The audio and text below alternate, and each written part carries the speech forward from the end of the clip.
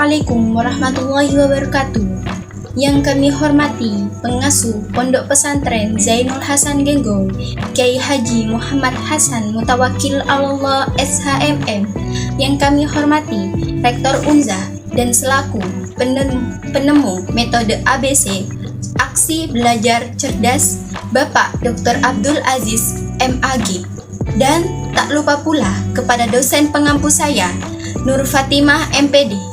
Baik, perkenalkan, nama saya Hasanatus Ayu Suara, Prodi Pendidikan Guru Madrasah Ibtidaiyah, Fakultas Tarbiyah. Di sini saya sangat bersemangat untuk mempresentasikan tugas ini kepada kalian. Tugas ini menjelaskan tentang sejarah Islam masa Rasulullah Shallallahu Alaihi Wasallam di Madinah periode akhir, dan saya berharap dapat memberikan pemahaman yang lebih baik tentang presentasi yang kita bahas. Mari saya mulai presentasi ini bersama, dan semoga kalian semua bisa mengambil manfaat dari presentasi saya. Baik, kita mulai dari pembahasan. Periode akhir sejarah Islam pada masa Rasulullah Shallallahu Alaihi Wasallam di Madinah merupakan periode yang penting dalam perkembangan agama Islam pada tahun 622 Masehi.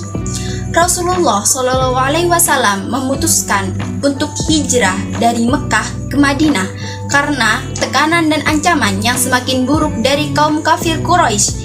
Periode ini berlangsung sekitar 10 tahun dari usia Rasulullah Shallallahu Alaihi Wasallam, sekitar 54 hingga 63 tahun. Selama periode ini, Islam mengalami perkembangan yang signifikan, baik dalam hal agama maupun politik.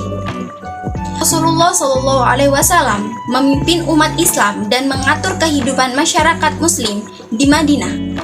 Masjid Nabawi juga menjadi pusat kegiatan keagamaan dan pendidikan bagi umat Islam. Baik, untuk penjelasan pertama ialah 1. Peristiwa Haji Wada. Haji Wada adalah haji yang dilaksanakan oleh Rasulullah Shallallahu Alaihi Wasallam pada tahun 10 Hijriah. Dinamakan demikian karena ketika saat itu Nabi Muhammad berpamitan dengan umatnya dengan pernyataan perpisahan beliau. Haji Rasul ini di samping dikenal dengan Haji Wada dan dinamai juga dengan beberapa nama lainnya, antara lain 1. Hajjat al-Islam. Karena inilah haji Nabi yang pertama dan terakhir sesuai dengan tuntutan Islam. Haji inilah yang menjadi rujukan kaum muslimin dalam pelaksanaan ibadah haji. Yang kedua, Hajat al-Balaghah atau haji penyampaian. Dinamakan demikian karena salah satu yang beliau tanyakan kepada jamaah dalam khutbahnya ketika berhaji adalah, apakah aku telah menyampaikan, yakni ajaran agama Islam.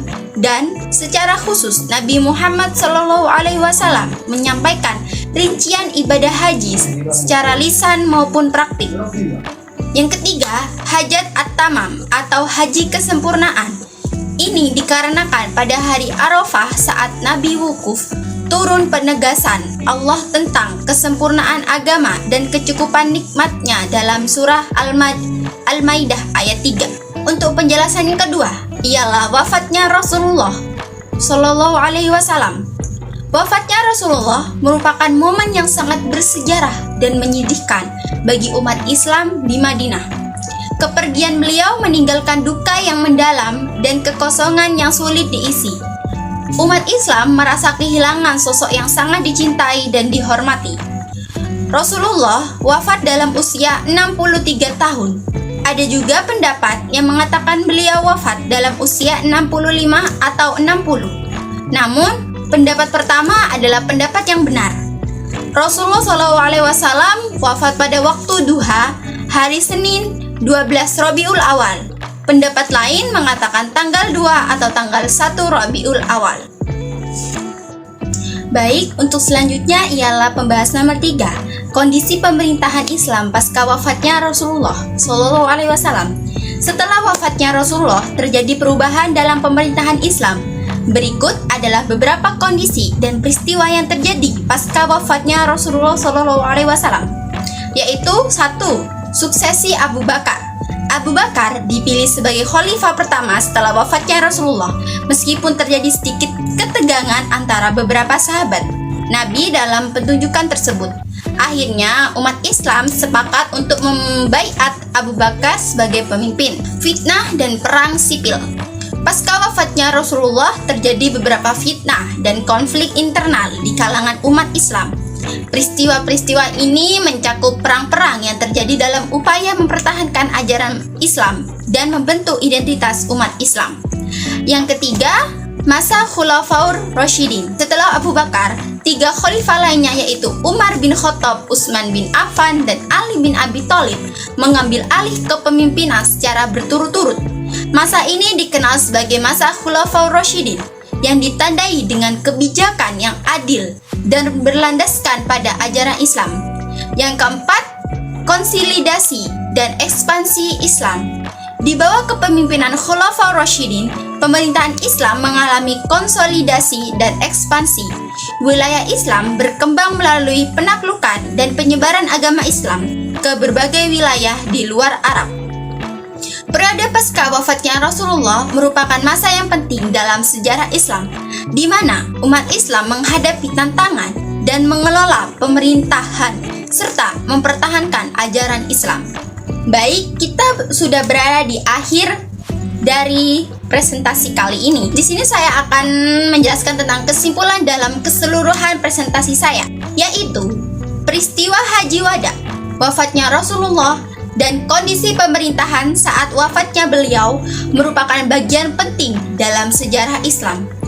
Peristiwa-peristiwa ini mempengaruhi perkembangan agama Islam, penyebaran ajaran Islam, dan pembentukan kepemimpinan setelah Rasulullah SAW. Sekian presentasi dari saya. Apabila ada kesalahan, mohon maaf. Semoga presentasi kali ini bisa membawa manfaat bagi kalian yang mendengarkan. Wassalamualaikum warahmatullahi wabarakatuh.